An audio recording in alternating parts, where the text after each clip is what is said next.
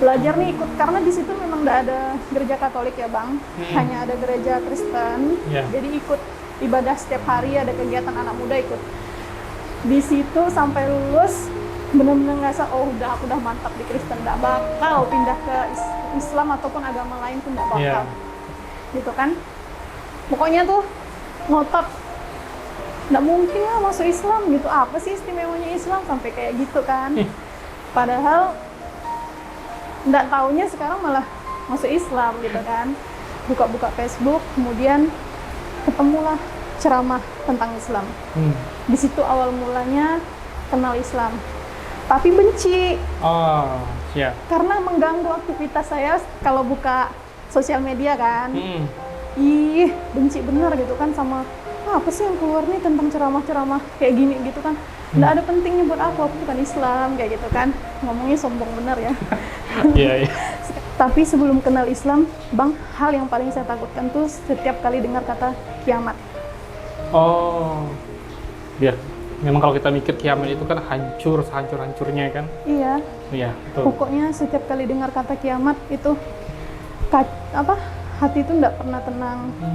Selama belum kenal Islam tuh bahagia, tapi nggak ada ketenangan memang di dalam hati gitu.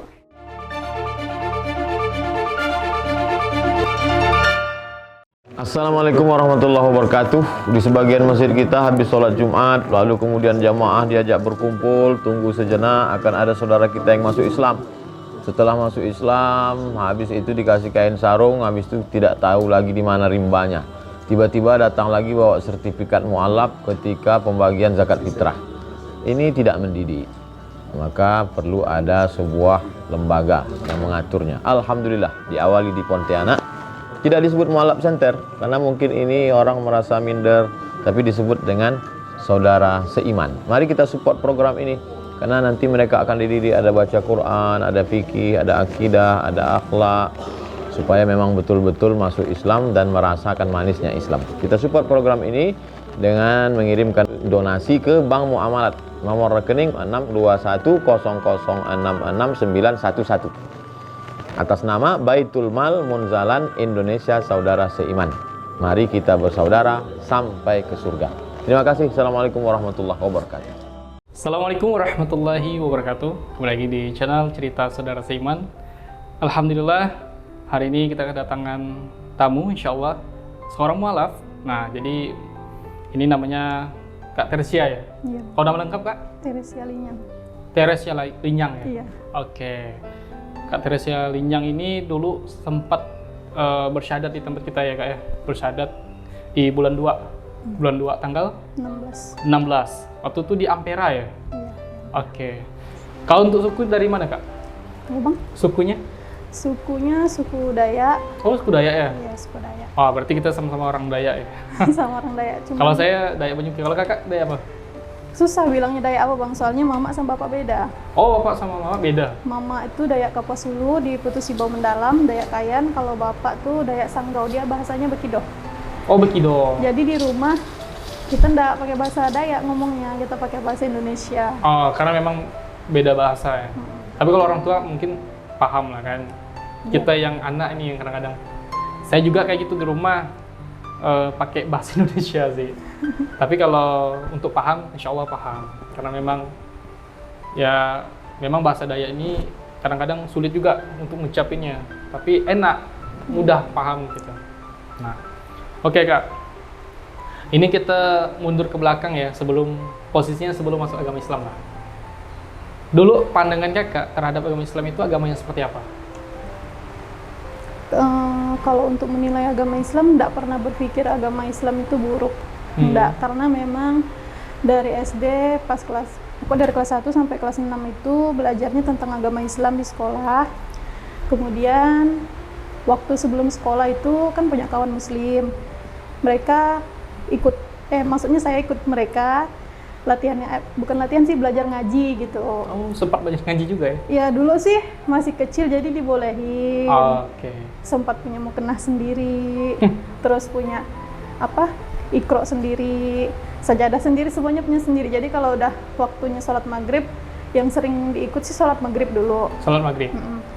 Sore-sore ikutlah mereka ke ini kan, ke masjid, udah. Tapi ya nama anak kecil kan sholat asal-asal gitu, jadi yang penting senang gitu. Udah selesai sholat pulang, kayak gitu terus. Cuman orang tua juga dulu nggak terlalu ngajarin tentang agama Katolik. Tapi pas waktu saya udah SMP itu saya belajar tentang agama saya yang lama kan. Bagaimana caranya untuk menjadi orang Katolik kayak gitu. Ya udah belajar terus pas terima sakramen pertama, komuni pertama tuh senang karena kan udah besar, berarti kan kalau kita udah bisa terima sakramen pertama kan kita udah besar gitu artinya kan. Nah, jadinya waktu itu udah terima, udah ngerasa wah udah ini Katolik banget nih gitu. Ya, akhirnya dijalani pas SMP mulai paham. Tapi cerita tentang Islam yang bikin bukan nggak suka sih, maksudnya orang, karena kan baru tahu sekarang ternyata bukan agamanya yang buruk tapi orangnya kan biasanya. Jadi dulu sempat berpikir Islam itu terlalu memaksa. Sebenarnya kalau dia tidak memaksa, yang lebih sering berpikir tuh gini, kenapa sih cewek harus pakai kerudung kayak gitu. Terus kalau kata kawan, mungkin dulu kawan juga agamanya belum dalam banget kan, jadi dia bilang nggak pakai kerudung nggak apa-apa, kerudung tuh dipakai kalau memang kita niat gitu. Padahal kan kalau aslinya kan nggak harus nunggu niat. Nah jadi itu lebih berpikir kayak ribet bener untuk perempuannya sih, kayak gitu aja. Kalau untuk menilai buruk enggak sih, alhamdulillahnya enggak pernah sampai menilai oh agamaku bagus, agama dia enggak gitu, itu enggak. Jadi lebih ke ini aja, ribet aja berarti ya. Bukan buruk tapi kayak pikiran kita ribet aja Islam. Iya. Kenapa sih harus pakai kerudung gitu ya? Iya, untuk perempuannya kan, apalagi pas sudah besar taunya kok tambah ribet sih, ada yang sampai pakai cadar, sampai ini bajunya panjang-panjang, kerudungnya panjang-panjang, sampai meribetkan sendiri kan di sepeda motor kayak gitu. Ternyata ada alasan. Ada alasannya. Gitu. Insyaallah. Ya, memang kebanyakan seperti itu ya. Oke Kak, ini kan pandangan sebelum masuk agama Islam ya. Lalu momen pertama ini mulai kan tadinya ya menganggap kalau agama sebelumnya udah kuat banget nih karena udah menerima sakramen tadi ya. Terus momen dimana pertama kali kakak udah ngerasa bahwa kayaknya ada sesuatu yang baru nih di Islam sehingga membuat hati kakak tuh kayak condong ke sana gitu. Nah, gimana? Condong ke Islam. Boleh nggak ceritanya mulai dari semakin dekat ke Katolik dulu baru ke Islam? Oh, boleh. Ini. Jadi pas SMP kan udah belajar tentang Katolik. Udahlah, kayak cuman ini agamaku, aku harus pertahankan kayak gitu. Udah seiring berjalannya waktu, lulus SMP, masuk SMA. SMA kelas 1 awalnya ngekos. Habis itu dapat tawaran tinggal sama orang. Ikut sampai 1 tahun sampai naik kelas 2. Itu tinggalnya sama orang Kristen, Bang. Gerejanya GPDI. Abang tahu kan? GPDI pasti fanatik kan? Iya. Nah, itu pernah kan 1 kali nggak ikut ke gereja gara-gara karena kan orang tua bilang jangan fokus ke Kristen, kamu Katolik katanya gitu kan, karena ajaran Katolik sama Kristen beda. Kemudian bilanglah sama yang punya rumah, saya nggak bisa ikut, bilang gitu karena orang tua bilang jangan terlalu sering ikut Kristen. Terus yang Kristen bilang kenapa katanya kan sama aja, lebih nggak enak di Katolik lah apa doanya cuma kayak gitu doang, kalau di Kristen kan seru, dia bilang. Sempat ngerasa kok orangnya gitu benar gitu. Tapi lama-lama belajar nih ikut, karena di situ memang nggak ada gereja Katolik ya Bang, hanya ada gereja Kristen. Jadi ikut ibadah setiap hari, ada kegiatan anak muda ikut. Di situ sampai lulus benar-benar ngerasa aku udah mantap di Kristen, nggak bakal pindah ke Islam ataupun agama lain tuh nggak bakal. Gitu kan. Pokoknya tuh ngotot nggak mungkin lah masuk Islam gitu, apa sih istimewanya Islam sampai kayak gitu kan. Padahal nggak taunya sekarang malah masuk Islam gitu kan. Sampai kuliah akhirnya di semester 1 masih rajin ke gereja di Serdam sini. Di lupa namanya Bang. Gembala Baik ya?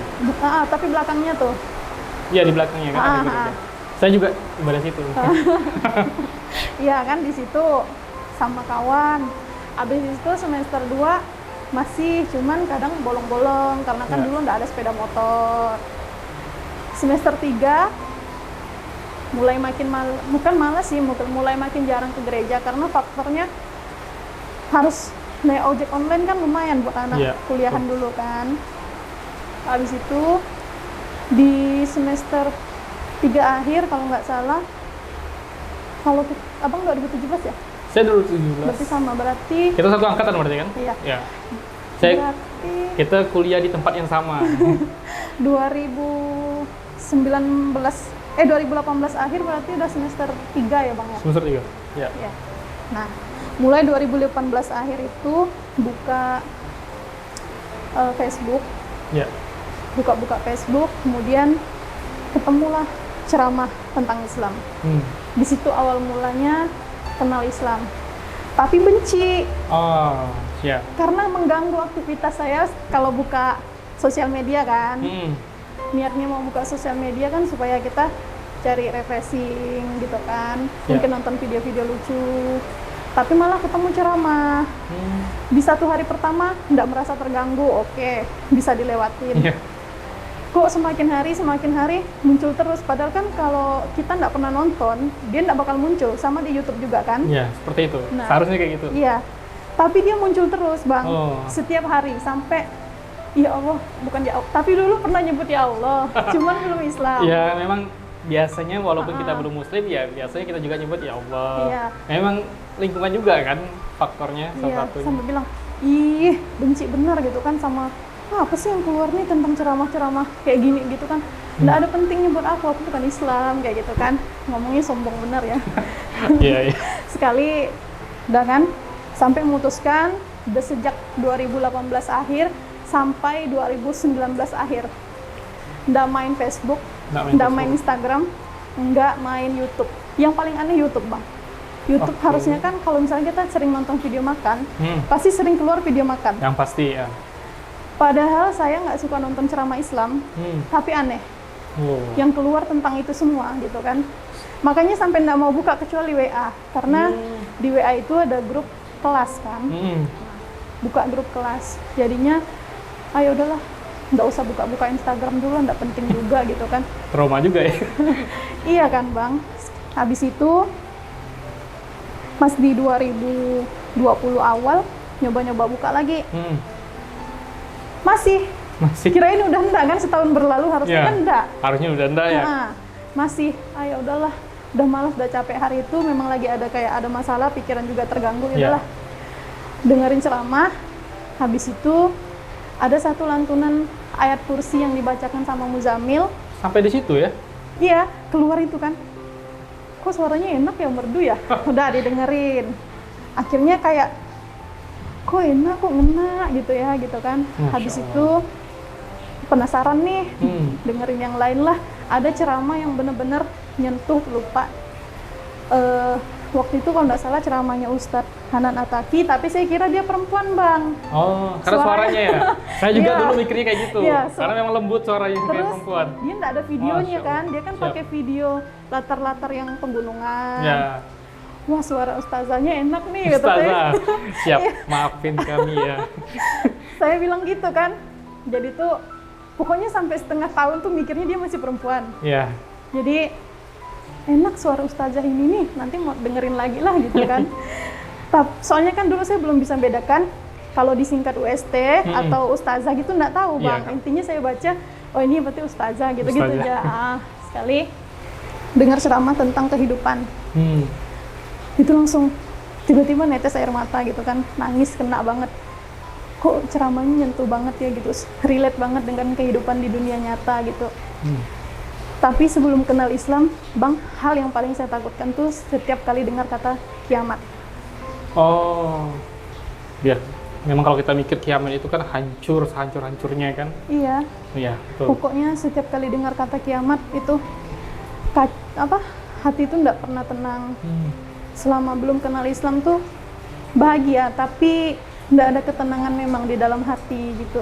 Karena kita kan fokus ke duniawi. Iya, betul. Kita kalau di kita itu kan jarang sekali diajarkan tentang, memang kita ngelibatkan Tuhan dalam Ya, hidup kita betul. kan, tapi memang beda caranya dalam Islam tuh beda banget. Ya. Nah makanya pas dengar ceramah itu ngerasa kayak tenang. Abis itu bermunculan ceramah tentang hari akhir zaman. Mulai dari situ makin tertarik, makin penasaran. Nah akhirnya dari situ saya langsung pengen masuk Islam. Langsung ya?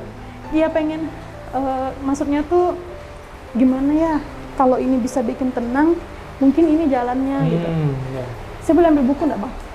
Jadi saya nulis surat, kayak ada surat wasiat juga gitu. Masya Allah. Minta kalau nanti saya mati tolong makamkan saya dalam Islam meskipun saya belum Islam gitu. Tapi hati saya, karena kan gini katanya, nggak perlu syahadat, tapi kalau kamu udah yakin hati kamu tuh udah Islam.